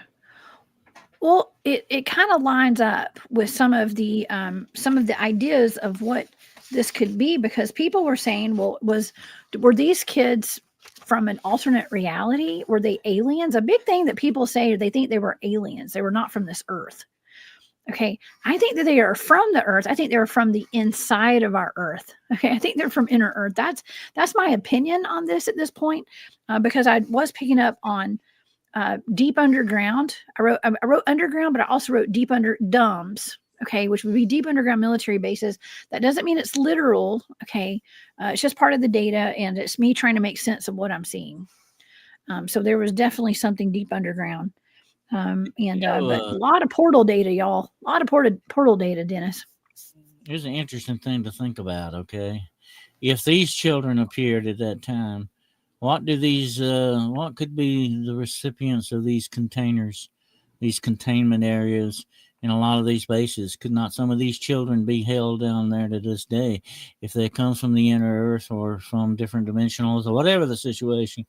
Uh, they may be also held in some of these containment areas that we hear about. We do know hmm supposedly werewolves are there. We do know that cryptids like Dogman and Bigfoot and so on, and things that are things out of nightmare that have no name are in these hmm containment areas supposedly. Why not these kids too? Definitely, if they encountered them, they would end up there. Oh gosh, that's really sad to think about. But I did that show on Dulce Base not too long ago, and Leah's in the chat and says there were blue skinned people in Dulce Underground Base. It could be green skinned folks from Inner Earth as well. And so that's interesting that you brought that up, Leah. Thank you. And so yeah, there's all sorts of strange experiments and humans being held at places like that as well. But a lot of cryptids and extraterrestrials, cryptoterrestrials, if you want to call them that. Probably lots of inner earth beings, but I know that when Barry gave me that blind target of the cryptid, it was a anomalous species containment facility is what it was called. And I made contact with what looked like a feline humanoid. I think we need to stop thinking in terms of flying saucers and spaceships. I Yes, think the ultimate form of space travel is through portals. portals. And Yeah. I think there may be, I don't know if we're sitting in an intersection or what here. Okay. Earth may be in an intersection. Okay. Something weird, flaky is going on here with that. But here's the thing about it, everything on this planet, Jessica, we need to realize this and understand this. It's very important. Everything on this planet may not really belong here. Yeah. Yeah, well, it's here, and this Everything is may be this is from a great somewhere. question too, Dennis. Actually, it says yes, Jessica. The question is there life from other planets? Is used to misdirect us, and that life already is that life And that already life here may and be in here this with us. planet? Yeah, uh, I think it's just a big mix at this point. There is life on other planets. Yes, I do believe that. I also believe there's a lot of interdimensional stuff going on, and there's stuff inside the Earth as well. It's all of it. That's my opinion. It doesn't mean I'm right, but it's my opinion. I think it's all of it. And there was a reason that I was held back from talking about the whole Apollo 11 moon landing one night and stuff. I just my takeaway from that is like, you know, did we go to the moon or not? Yeah, we've been there. Okay, but did we get there the way that we were told? I do not think so. Okay, and I don't think the moon is what we're taught either. Okay, but anyways, I digress on that. Um, but yeah, we've been fed a whole lot of stuff, a lot of lies and mistruths or half truths, and so it's hard deciphering all of it and to unlearn everything that we've been taught. But we're That slowly is, doing it. that is what is so very important about the Yeah, truth. Okay. The light of truth itself is what enables us to understand the things around us. And if we don't venerate the truth, if we don't hold on to it, if we don't keep seeking it, because we're being fed a lot of lies, we're being fed a lot of deception here, folks. We're being led down a different path we shouldn't be led. We've got to hold on to that. That's all we've got to hold on to. Okay. And if we don't hold on to right. truth, if we don't seek the truth, it will, ultimately lead us the wrong way, the wrong direction that we don't want to go in. And there's a lot of deception, a lot of misinformation, a lot of rumor. The list goes on of what they're battling against us because they don't want us to possess the truth. Hmm. Oh yeah, that's right. And yeah, so we are the disclosure, y'all. We are, and what I'm doing tonight is just entertainment purposes only, might I add. And I haven't said that tonight, so it's just entertainment purposes only. It's just remote viewing data. It's just data. Okay, but it really allows us to have a very interesting conversation about all this stuff. And Baja Girl says it is an artificial sun. Behind that artificial sun is the real sun. And so that's something else that I juggle around in my head sometimes. It's like, what's going on with the sun? Okay, where is there a real sun? There's artificial sun. I don't know. I don't know what's going on. But that's really interesting. Thank you for that comment. I do appreciate that. And let's talk. Don Moore says, if the Earth crust is 800 miles thick on all sides, as shown on a chart, then inner Earth is 6,400 miles wide inside, twice the width of US. You wouldn't see the sloping interior walls. Mm-hmm. Interesting. That's really interesting. You've done your math there, and I can appreciate that. Yeah, you got to think. I mean, inner Earth is going to be gigantic. It's the whole other world down there. And yeah, we're just kind of told that there's secret tunnels. I don't know if I've got a picture of all these tunnels that connect with the deep underground military bases. No, I don't think so. I do have a map of all of the caves, though, and all the missing people. Okay, we do have a map of that. But we are not, you know, that's all we're told is like there's some deep underground military bases. So in my mind, it's always been like, well, there's some tunnels and there's like a building under Earth, like And in specific places. But there's so I much, think it's more than that. so much legend and Mhm. folklore that points us in that direction. We can't Oh, yeah. ignore it because it's very prevalent. And look at those kids. Mhm. What if they didn't come from just this earth, but some other dimension as well?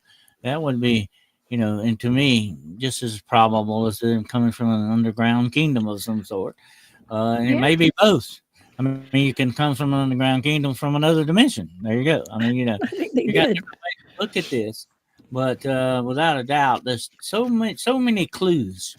Like we always say, there's so much smoke. There's got to be some fire here, definitely.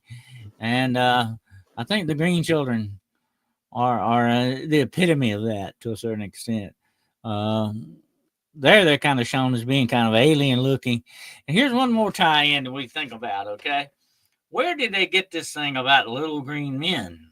Okay, you always hear about the little green men from Mars. Where Right. did they get that at? They got that from the Fae. They got that from the fairies. They got it from the leprechauns or whatever name you want to call them. They got that from legend, okay, and applied it to things of the future. Yeah, I had to include the Incredible Hulk too, and I think somebody in the chat, I don't know if it was, Yeah. I don't know if it was Brown Door, I don't know who it was. Somebody said something about the Incredible Hulk, and I did include that with some of the pictures tonight because I was thinking about him too. And another jolly green giant. He's not so jolly though. And Barry had brought him up the other day. He was talking about his Green, face. green. Yeah, yeah. So lots of green characters, and I don't know. I mean, okay, so here's my thought too. I have another thought. All right. So I was looking at this picture of these children right here. Of course, we have Shrek, okay, and Fiona, and all their babies. They're green team right there. But when you are talking about, wait, what picture did I just have up? Oh, the two kids. Here we go. They look like elves. Okay, they look like elves or ogres or something right here, like green elves.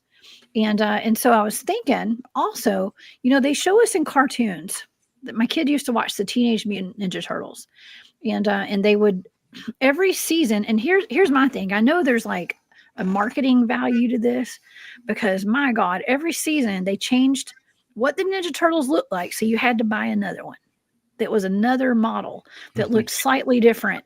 Okay, they were either cartoonish or they were muscular or they were wimpy or whatever. It was just different. And then they went to black and white, and because they were all in different dimensions. So here's the Yep. thing, that was like the multiverse. So the marketing was brilliant on that one, y'all, but it was also soft disclosure. I used to work in marketing, and I was telling somebody today. I think it was Shanty. I was telling today when I worked in marketing, we had to convince you that you needed to buy it or you needed something, and that you were good with that. Yeah, you got to buy it. Marketing, all You that. need it now. Yeah, Yeah. you need it right now. And we are a consumer, Yeah. civilization. That's all we do is buy, because we have subliminal messaging that tells us we have to buy and obey and buy, consume until we put on our day cyanide dye goggles, our glasses from our blue blockers, I got like some the of guy those. in They Live. I need Yeah. to start wearing them more often. I might see some of Yes. these subliminal messages too. I know, right? Yeah, I was out hanging out with my friend Bryce from Esoteric Atlanta. We did a little field trip a couple weeks ago, and we went into an antique store, and I got some rose tinted glasses. Okay, and my son's been wearing them actually because first of all, they make the world more beautiful. They really do. I'm not kidding.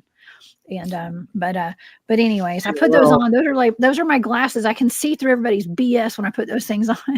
you're not seeing the world through rose-colored glasses, are you? Yeah. I mean, it's just beautiful. Everything's more beautiful. Maybe I live in La La Land when I put those on. That's what it is. I Well, that escape might for a be better moment. than dice and goggles because you see only demons. Yeah, right. The opposite. The opposite. You can wear the dicyanin and you can see hell on Earth, or you can put on your rose tinted glasses and you can see everything's more beautiful. Take your pick, the red pill or the blue pill. Right. There you go. Oh man. Whatever It's pill you. Yeah. Yeah, we all create our own reality. We live in our own little realities here, and so I am fully aware of that, and I choose sometimes to put on the rose tinted glasses, because it can't be all crazy all the time, Dennis. You know what I mean? But nonetheless, we do live in a strange world, and I mean, my goodness, we talk about reptilians and lizard men and dog men and werewolves and vampires and stuff, so we know that this world is wild, and we are fully aware of it, And these poor children, it is not beyond the realm of possibility that children wandered up from inner earth and couldn't get back. And I think somebody in the chat had asked earlier about, well, could the people who found them not take them back to that cave where they came from? Well, I think according to what I was reading, first of all, they couldn't communicate because they didn't have that language. Yeah, they didn't have the language to communicate with those people, but they could not find it. The kids, their eyes were completely kind of blinded from the sunlight because they weren't used to sunlight. And so they were completely lost because they could not find where they came from because of their eyesight. Is what how the story goes. I always felt very sorry for them. I mean, that was a bad situation. I mean, that you couldn't communicate with people and tell them, hey, you need to take me back somewhere or somebody's looking for me. And what was on the other end of the story? What their parents were looking for them, and couldn't find them, could never find them. That's sad to think about too, in that respect. So life is that same way all over, no matter whether it's another dimension or underground or whatever. It's still, life in that respect. But the interesting thing about all this, and I was telling somebody this the other day, what would this world be without its high strangeness? A very boring place. Okay. And definitely we're not going to get bored. No, we always have something fun to talk about and something terrifying to talk about and something weird to talk about. I am never at a loss for content over here on my channel because we've always got something to talk about. And I'm given all these weird targets. And my goodness, when I found out I had remote viewed some green kids, I was like, oh, okay. Well, let's add it to the folder. Okay. And I think that it's, but I think this is important because I think that this is, first of all, it's very different from any other target that I've remote viewed. I mean, I have remote viewed plenty of missing people and, but no missing people, children who were actually found from the 12th century, Dennis. This was a first for me, especially kids that were potentially walked out of some sort of a portal or a parallel reality and were green. Okay, so and Jay Truesticker had made a comment. I know I'm super behind on all the comments, but it said that potentially, what if they were related to reptilian beings because they were green? I mean, what are the odds of that? I don't know, because they said the girl's skin went to like a normal tone, like a flesh tone, eventually. Reptilians I have known were not green. Okay, they were sort of I would say it's kind of a weird color to talk about. They're sort of a blackish green, like, and it's not really a green like these children supposedly described as being. There may be some tie into that, but they didn't describe any kind of skin texture. You would not have a reptilian green without the skin texture changing to be scaly or reptilian like. Definitely, there might be a slight tie into it, but like I say, reptilians, on the other hand, are always talked about as being in underground areas as well. That's one tie-in with that, definitely. If these kids come from underground, they may have known what reptilians are, even if they weren't related to them. They could have had some kind of interaction with them, definitely, because that's supposedly the abode of a lot of reptilians is underground in caves and stuff. Exactly. That's right. And William, what's up, William Nighthawk? He's in the chat.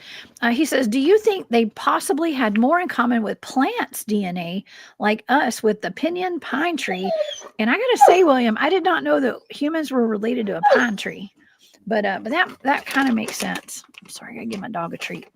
That's wild. Yeah, I mean, I've actually thought about that. Like, they could have had some kind of relation to like chlorophyll or something. A Bigfoot hair has chlorophyll in it. Some kind of a deficiency, I believe, really, basically, just like we talked about with cirrhosis of the liver and things like that. It may have been some kind of deficiency because the reason I think that so strongly is that the young boy died and he was kind of sickly during the whole time he was on top here. He was sickly, and the girl may have been. She's always described as being somewhat older than he was. Maybe a couple of years older than her. Maybe she was more healthier than he was. whatever the situation. But I just get the feeling it was some kind of deficiency going on, whether it was sunlight, vitamin D, or their plant intake or whatever it is. It was some kind of deficiency, I believe, without doubt. I don't think they were naturally born. Just because you were born underground doesn't mean you're gonna naturally have green colored skin. Okay. My Okay. thought, first thought would be you'd be like a pale crawler. I think that's where they Yeah, come. like a white. Yeah, you Yeah, would be white. pale, not green, you know. Well, that's what I would think too. If you don't have the sun and the vitamin D and the what is that melanin? I guess is what makes our skin color like have a hue to it of whatever rich browns or I'm pasty white right now, so I don't know. I'm like close to being as white as I've ever been right now. Okay, but I need a tan, y'all. But that'll come soon. And thank you, Long Island Bigfoot, for bringing up the poking. I really appreciate that. That was an interesting show on Monday, by the way.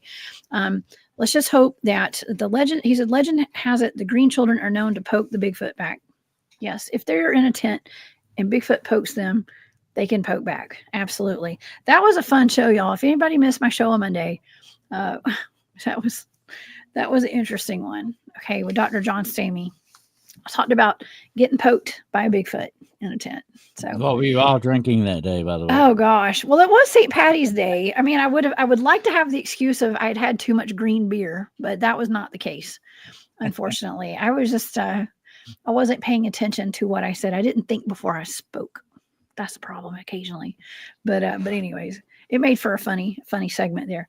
But yeah, it's quite tragic, you know, worrying about our children getting away from us when we're in these national parks and, you know, just anywhere.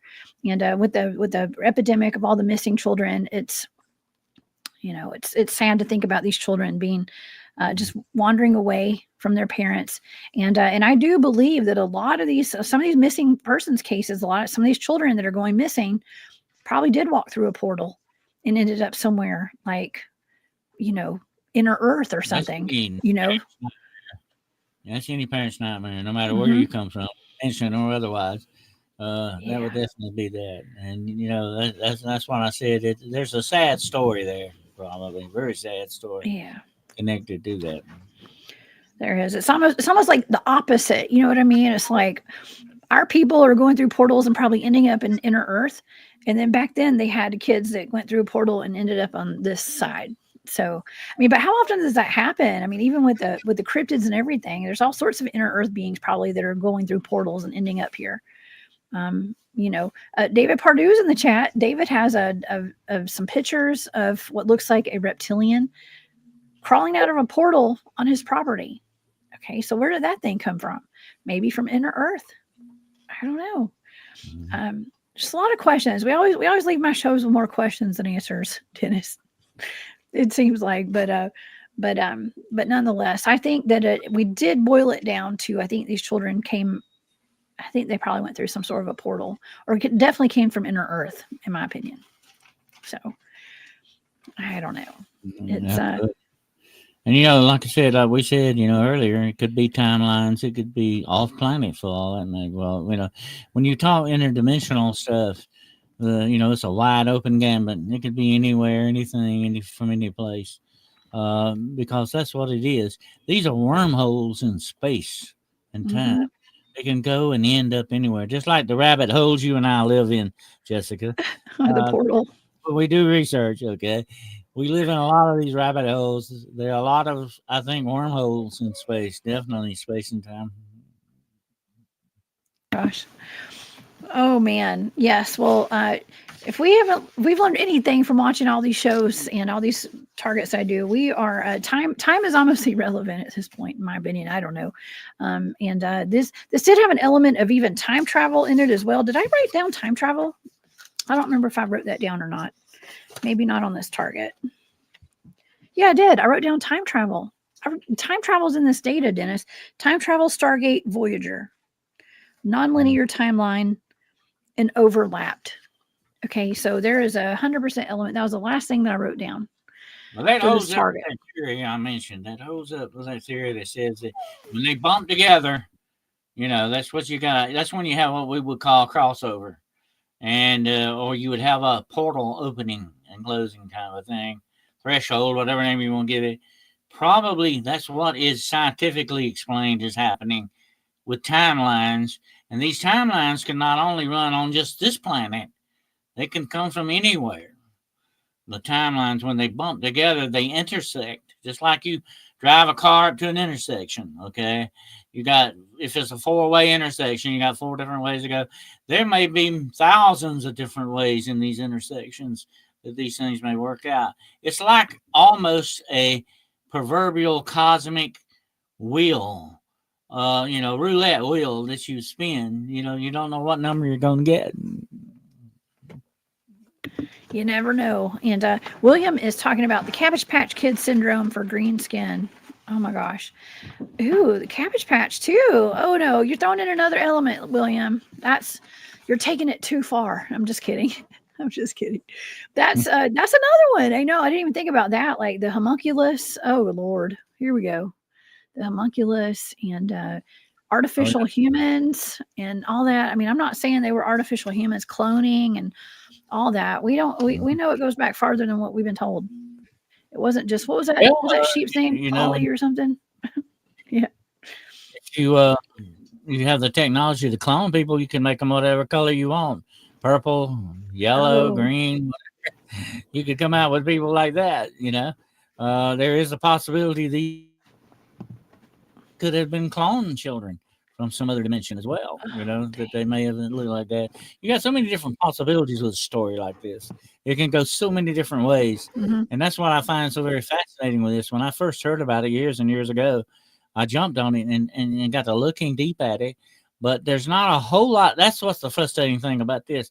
There's not a whole lot of data on this because it took place in medieval times. And 99% of everybody lived in medieval times didn't know how to read and write. Okay, that's just the way that went, unfortunately. So we don't have a lot of information to go on. That's the bad thing about it. Yes. Angelique says, how many times has the government... Unless we have remote viewers, we can get to do that for you. I know. Well, you guys have your resident remote viewer right here. My name's Jessica, and I'm the Cryptid Huntress, and I like to remote view. I probably have an issue. I have a problem with remote viewing. I do it too much, y'all. Yeah. I don't do it too much. I did, you know what? I can't, I have to like pace out how much remote viewing I do. So I don't do it every day, y'all. I can't. Literally drains the life out of me, doing some of these targets and stuff. So I have to do it when my energy is up. Okay. Because it can drain me and stuff, especially if it's something that's really taxing on my body or whatever. When it has something to do with something that's rough. Pace yourself. Yes. Be careful how you do it. Yeah. Well, anything like that takes intense energy and concentration. It will drain you. Absolutely. Charles says time travel side effects like green skin. I mean, what if you time travel too much, you get green skin? I don't know. I'm not saying those kids seem to be so confused. I don't think that they were time traveling. Do you know that space travel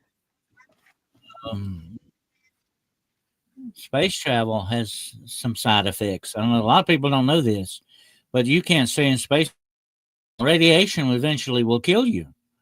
If we're talking about Elon Musk is talking about taking us to Mars, but when we live on Mars, we're not going to be sitting outside getting a suntan. Okay.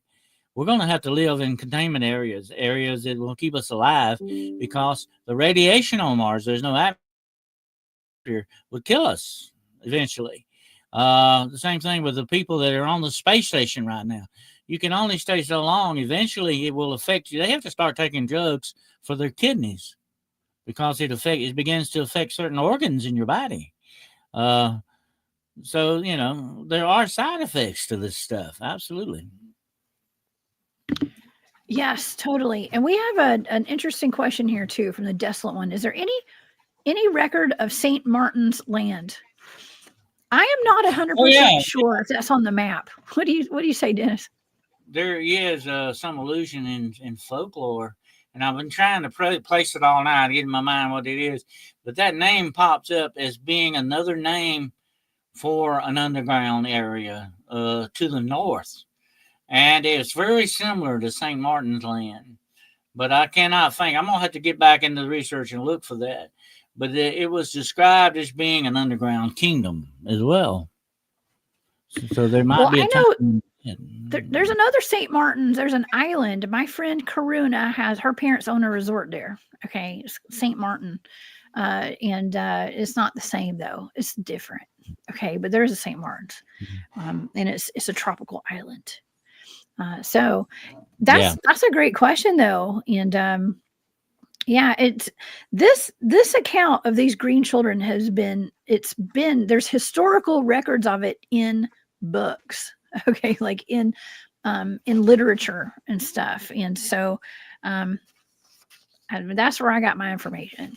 Okay, it was through the literature that was written in, but according to my data, it appears that it was very potentially real. And these kids came from inner earth or somewhere, and they came from a cave and did a little. I mean, if you want to call like wormholes, be time traveling and stuff. I think they stepped through a portal or something.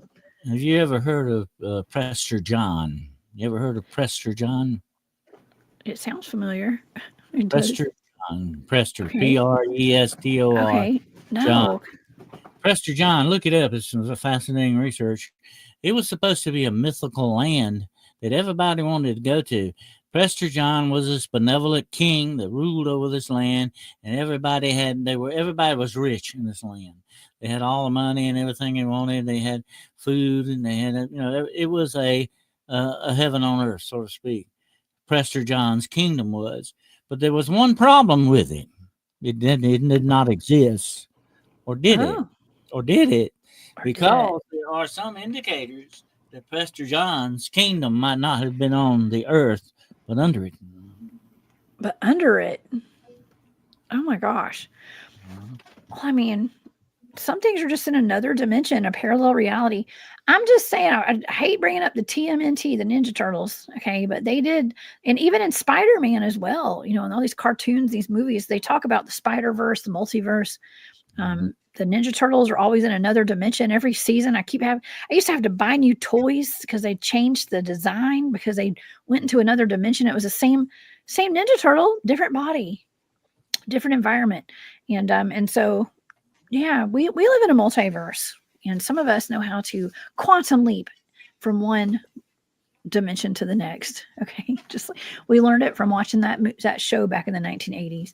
But anyways, this is wild, Dennis. Everything is so wild, and I love it.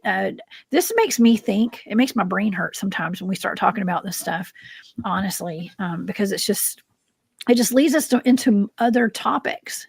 It leads us to make connections with things that you would never even imagine would be connected at all. So it's a network of rabbit holes. It is big old rabbit hole portals. And Boondock Mojo says, I think the green children came from an environment of light emitted by the Earth's core. Could be. Absolutely. It could have been some type of natural radiation in the Earth too that was emitted to that. It could be another possibility. And like I said, if it wasn't their diet, it could have been their environment. Definitely. Yeah, it could be. Oh my gosh. Well, this has been a fantastic show tonight. This has been really, really interesting and actually kind of fun. I always have fun with these. And yeah, I guess I don't want to keep everybody here all night. I do have to get ready for my presentation and get all packed up for the weekend because I'm going to be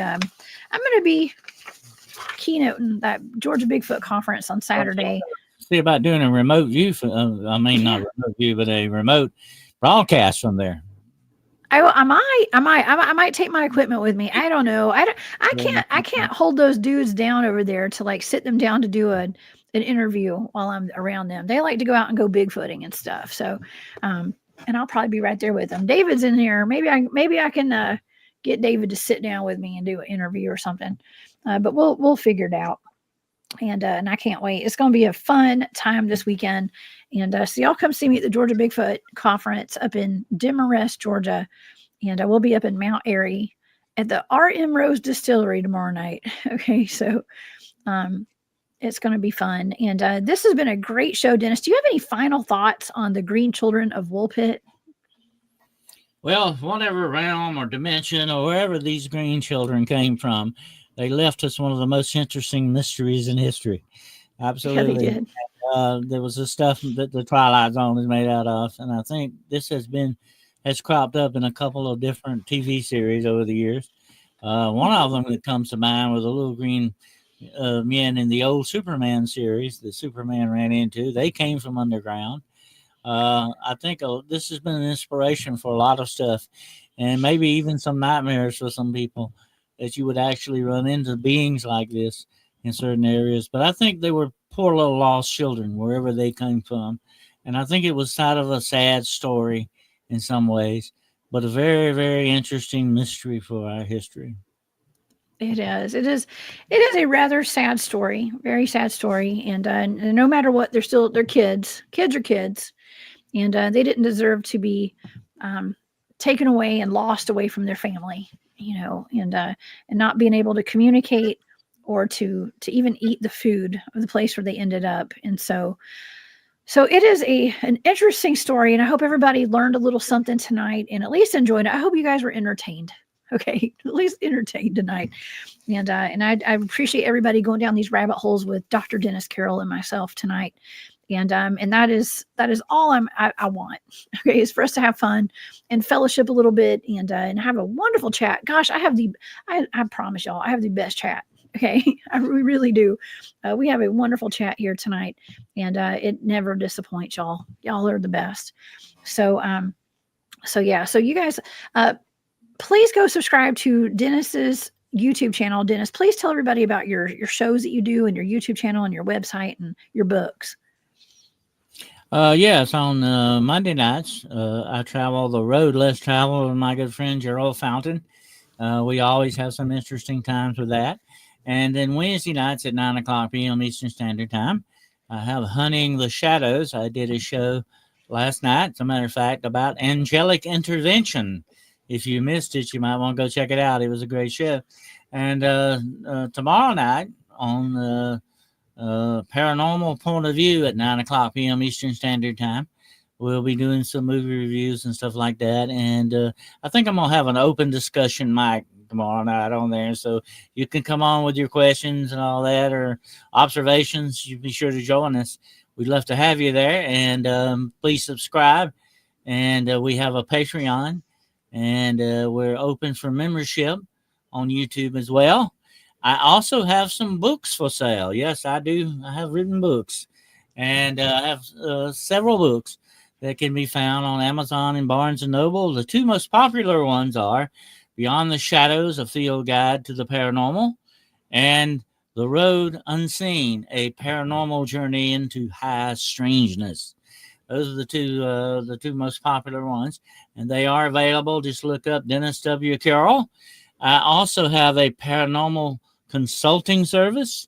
If you have any kind of a demonological problem or supernatural or paranormal problem, or you just want to bend my ear or tell me a story, whatever the situation, you can get in contact with me through my website, which is denniswcarroll.com. And I do not charge a dime or one single penny for any of my services, okay? They're all free. So be sure if you need me to call upon me, I am there. That is so wonderful, Dennis. Thank you so much for offering that to everybody. You make a big difference in this world, and I appreciate you so much for just being here with me and having these great conversations that we have. Yeah. Thank you. Yeah, y'all go to denniswcarroll.com. Go purchase some books, y'all, from Dennis. And please go subscribe to Hunting the Shadows on YouTube. I also wanted to point this out real quick because we didn't really cover that. We didn't really get in depth with this tonight. But the Desolate One says the bells of the church that guided them, did it open a portal, resonance energies, or harmonics? Yes, that's something that I did mention in the intro, but we didn't really dive into that aspect tonight, which is really interesting that you brought that up. The children said that they were following the sounds of bells. Okay. Bells, Dennis. What do you, I know we were just shutting the show down. What do you think about the bells? Bells have a very important part in things. They are sort of a appeal to heaven itself in certain instances. I have used the bell book and candle things many times to cleanse areas and all that. So bells are very important. By the way, it is a well-known fact that demons hate bells. They They do. hate them with a passion, and that's why I like bells. I have a lot of bells. I Yeah, right. like You bells. can ring my bell. That's right. And so that would indicate that the children were not any kind of evil entity or anything, because they were following the sound of the bells. And from what we know, even in the times of the Tartarian Empire, allegedly, okay, I do believe that that did exist, of course, but the bells were there as healing centers and healing devices, basically, for all of the people in all the Bells, world.